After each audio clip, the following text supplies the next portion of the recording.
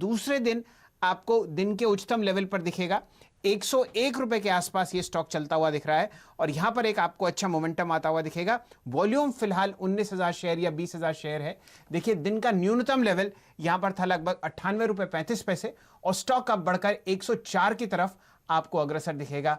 जिस हिसाब से आपको लॉकडाउन्स खुलते हुए दिख रहे हैं, वहां पर आप ये मान के चलिए कि इनके जो करीब 400 साढ़े 400 शोरूम्स हैं वो आपको 17 मई से खुलते हुए दिखेंगे। एक ध्यान दीजिए लिबर्टी शूज पर सतपति साहब, तब तक मैं आपको और डेटा ढूंढ के देता हूं। खादिम जो आपको दिन के उच्चतम लेवल पर दिख रहा है 96 रुपए 6% ऊपर। पहली राय लिबर्टी शूज पर सतपति साहब और फिर खादिम।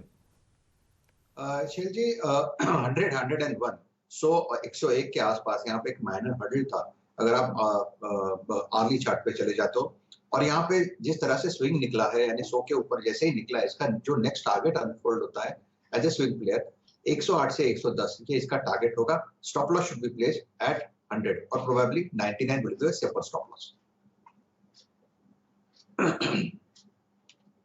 खादिम पर और ध्यान देना अति आवश्यक है क्योंकि यहां पर पोजीशनिंग अच्छी है। 7 दिन की गिरावट के बाद आपको 95-50 पर खादिम बहुत अच्छी तरीके से ट्रेड करता हुआ दिख रहा है। तो एक साइडवेज ट्रेंड जो कि स्लोप कर रहा था नीचे की तरफ, अब आपको ऊपर की तरफ बढ़ता हुआ दिखेगा। 95-40 32,000 शेयर यहां पर सतपति साहब ट्रेड होते हुए दिख रहे हैं। बताइए पूरे दिन के लिए आप क्या उम्मीद रखते हैं खादिम पर?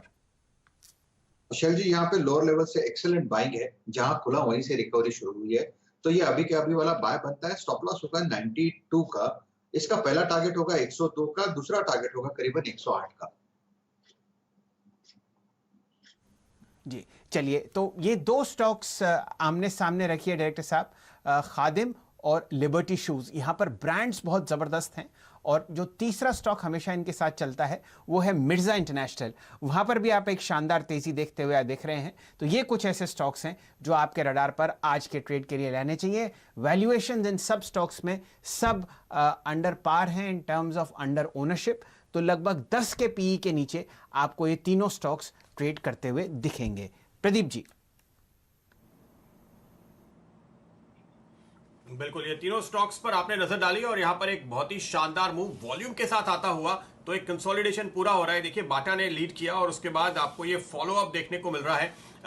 एक और स्टॉक जिस पर मेरी नजर है इस समय वो है इंडसइंड बैंक, जहां आप देखिए करीब करीब 2% का स्विंग खुलने के बाद आया है और आज अगर आप देखें तो 23-24% के वॉल्यूम है। एक खास बात इस समय निफ्टी बैंक पे आप नजर में रखिए, 19,900 का लेवल आज के लिए काफी महत्वपूर्ण है और उसको कुछ देर के लिए हमने पार किया था। अगर ये इसके ऊपर निकल जाता है तो आपको शायद काफी फायरवर्क्स और शॉर्ट कवरिंग देखने को मिल सकते हैं, इसलिए बैंकिंग स्टॉक्स पे खास तौर पे क्लोज वॉच होना चाहिए। इंडसइंड बैंक के चार्ट पे इस समय सातपुते जी क्या देख रहे हैं आप? तेजी का ट्रेड आगे बढ़ता हुआ ये, लेकिन प्रदीप जी अगर आप इसको डेली चार्ट पे देखते हो तो यहाँ पे रेजिस्टेंस कहाँ है? तो चार्टिकली तो स्विंग यहाँ पे बन रहा है, मैं मानता हूँ इसको। रेजिस्टेंस बनता है करीबन 485 टू 490।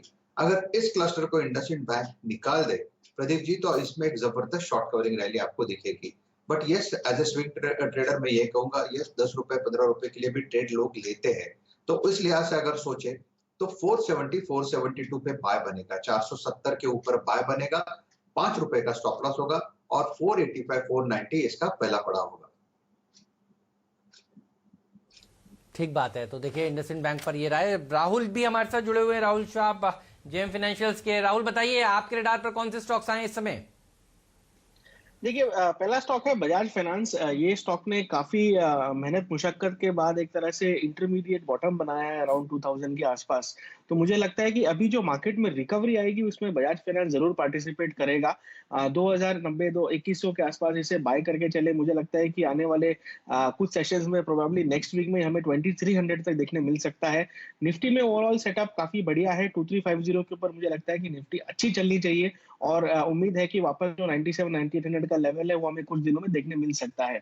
दूसरा जो स्टॉक है वो है महिंद्रा एंड महिंद्रा। हमने सुबह भी स्टॉक को डिस्कस किया था। आई थिंक एग्रीकल्चर रूरल जो सेक्टर है मार्केट में कंटिन्यू करेगा प्ले करना। कहीं ना कहीं महिंद्रा महिंद्रा में जो मोमेंटम है वो आई थिंक और भी यहाँ पर बढ़ेगा। तो आप इसे ये भाव पे बाय करके चल सकते हैं 385 के स्टॉप लॉस से। और मुझे लगता है कि आने वाले कुछ सेशंस में 440 से लेके 450 का टारगेट इसमें देखने में मिल सकता है। सो ओवरऑल तेजी की राय है, बने रहिए। रिलायंस जो कि एक तरह से गुरु है तेजी में है, तो आई थिंक पूरा मार्केट भी तेजी में रहेगा, चेले उनको फॉलो करेंगे गुरु जी को। चलिए फिलहाल आपके सामने सिर्फ लार्ज कैप स्टॉक्स ऊपर की तरफ चलते हुए दिख रहे हैं। मेरे ख्याल से हेमंत जी कुछ कहना चाह रहे हैं। लिंक में कुछ इशू आपको आता हुआ नहीं शैल जी, आप कंटिन्यू करिए प्लीज, बताइए। रिलायंस इंडस्ट्रीज आपको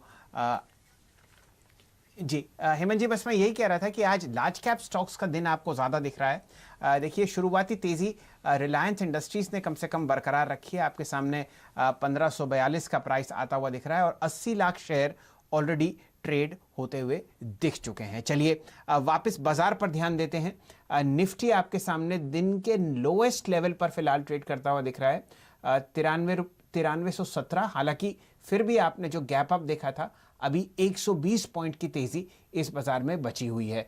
तो ये आप मान के चलिए जो पहले आधे घंटे का शो हुआ है वहां पर आप एक ठीक ठाक पोजिशनिंग आते हुए देख रहे हैं निफ्टी और बैंक निफ्टी पर, जो कि आपको 385 अंक तेजी की तरफ चलता हुआ दिखेगा। मेरे ख्याल से आज लार्ज कैप फार्मा का दिन है हेमंत जी। 2-3 स्टॉक्स पर नजर डालते हैं। नैटको फार्मा आपके सामने 1.5% ऊपर चल रहा है। कहानी है लगभग 626 रुपए के आसपास। जेबी केमिकल्स एंड फार्मा में आप 4% की तेजी देख रहे हैं 665 पर। तो ये दो स्टॉक्स हैं मिड कैप फार्मा और लार्ज कैप फार्मा में, जहां आपको शायद एक अच्छा मूवमेंट आता हुआ दिखे बचे हुए दिन में। हेमंत जी।